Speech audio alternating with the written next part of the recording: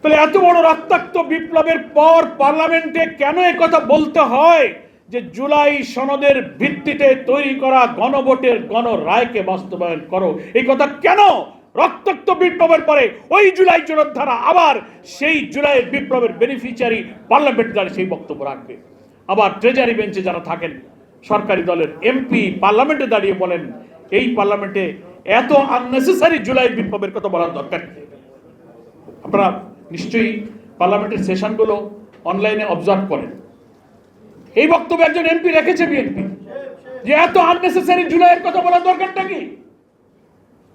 যে জুলাই বিপ্লব, যে গণভোট 2025 সালের 13ই নভেম্বরের জুলাই সনদ বাস্তবায়ন আদেশ একটা প্রেসিডেন্সিয়াল অর্ডারের ভিত্তিতে একই দিনে গণভোট হলো, জাতীয় ভোট হলো, যে ভোটের বেনিফিশিয়ারি হয়ে প্রধানমন্ত্রী হলেন, এমপি হলেন, মন্ত্রী পরিষদে চলে গেলেন, ক্ষমতায় গিয়ে আপনি জুলাইয়ের রক্ত, এত শহীদ, এত জীবন দান, এত হাজারি, হেলিকপ্টার করে ছোট্ট শিশুকে গুলি করে হত্যা করা, পুলিশের এপিসি কার থেকে নিথর দেহকে ছুঁড়ে ফেলে দেওয়া, মৃতদেহকে পুড়িয়ে জ্বালিয়ে ছাই করে দেওয়া, এই লোমহর্ষক স্মৃতি আপনি ভুলে গেলেন?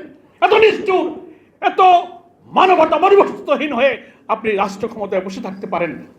কই, আপনি তো সেই পার্লামেন্টের মেম্বারকে থামালেন না।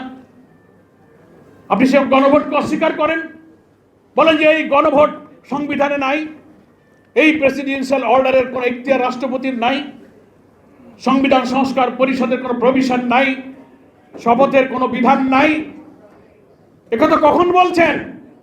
17ই অক্টোবর 2025-এ জাতীয় সংসদের দক্ষিণ প্লাজায় ফ্যাসিবাদ বিরোধী আন্দোলনের রাজপথে যে নিবন্ধিত রাজনৈতিক দলগুলো ছিল সবাই মিলে আমরা যারা জুলাই সনদে স্বাক্ষর করেছিলাম, সেই 17ই অক্টোবর 2025 থেকে নিয়ে 2026-এর 12ই ফেব্রুয়ারি যে জাতীয় নির্বাচন আর গণভোট হলো একই দিনে,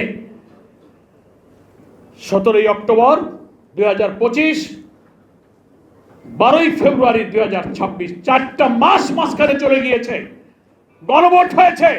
বর্তমান প্রধানমন্ত্রী গণভোটে হা ভোট দিতে বলেছেন। আপনারা ঐক্যমত্য কমিশনে একসঙ্গে থেকে এই গণভোটের প্রস্তাব করেছেন, লিগাল এক্সপার্টদেরকে দিয়ে প্রেসিডেন্সিয়াল অর্ডার জারি হয়েছে, সব মেনে নিয়েছেন, একদিনও আপনারা আপত্তি করেনি।